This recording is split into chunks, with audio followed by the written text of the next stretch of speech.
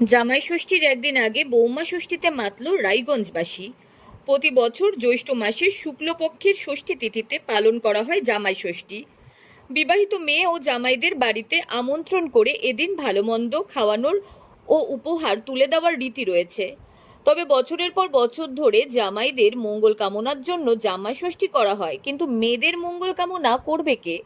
মেয়েদের কথা কেউ ভাবে না। সেই কারণে জামাইদের সঙ্গে সঙ্গে মেয়েরা যাতে ভালো থাকে, সেই কারণে জামাই ষষ্ঠীর একদিন আগে পালন করা হলো বৌমা ষষ্ঠী। বাড়িতে বৌমাদের নিয়ে ষষ্ঠীর আয়োজন করলো রায়গঞ্জের কিছু শাশুড়ি ও বৌমারা। মূলত সন্তানের, বিশেষ করে পুত্র সন্তানের মঙ্গল কামনায় এই জামাই ষষ্ঠী বা অরণ্য ষষ্ঠী পালন করা হয়। যদিও প্রাচীন বাংলায় ষষ্ঠীতে মেয়েকে জামাই সহযোগে বাপের বাড়িতে নিয়ে এসে আদর আপ্যায়নের প্রথা থেকেই অরণ্য ষষ্ঠী জামাই ষষ্ঠীতে রূপান্তরিত, কিন্তু এই প্রথায় কোথাও যেন মেয়েরা বার্ত হয়ে থেকে যায়। এই কারণে প্রথা ভেঙ্গে বৌমা ষষ্ঠীর আয়োজন করলো রায়গঞ্জের একদল মহিলা। নাম আপনার? আমার নাম মিঠু সাহা। আজকে কি করছেন আপনারা? আমরা আজকে হচ্ছে বৌমা ষষ্ঠী, যেটা কি বলবো,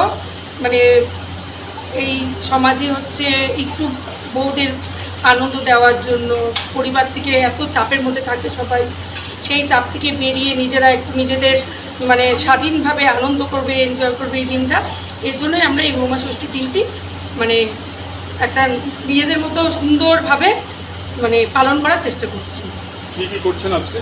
কি করছি বলতে কি বলবো, আয়োজন, ষষ্ঠীর যা যা আয়োজন করা হয় যাবতীয় আয়োজন করেছি আমরা। খাওয়া দাওয়ার থেকে শুরু করে কি সব কিছু। আর এখানে সব দিদিরা আছে, ওনারা বলুক যে কেমন লেগেছে এইসব। ঠিক আছে। রায়গঞ্জের একটি রেস্তোরাঁয় জমায়েত হয়ে ষষ্ঠীর সমস্ত লোকাচার মেনে বরণ করা হলো বাড়ির বউদের।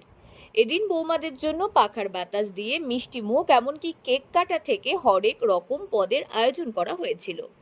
দিন দিন জনপ্রিয়তা লাভ করছে বৌমা ষষ্ঠী। শুনতে অবাক লাগলেও এইভাবেই চিরাচরিত সেই প্রথা ভেঙে নতুন নিয়মে পান ভরা উৎসবে মাতলেন রায়গঞ্জের কয়েকজন মহিলা।